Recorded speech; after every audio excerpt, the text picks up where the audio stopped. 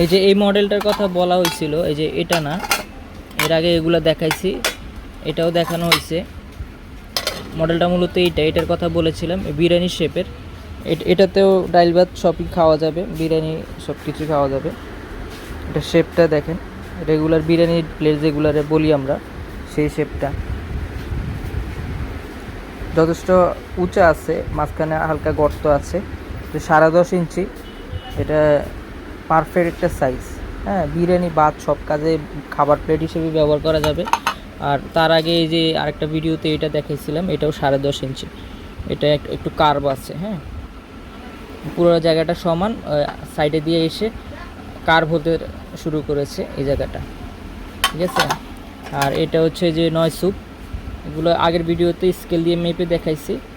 এগুলো হচ্ছে 9 ইঞ্চি আছে, প্রত্যেকটা ইঞ্চি হিসেব বলা।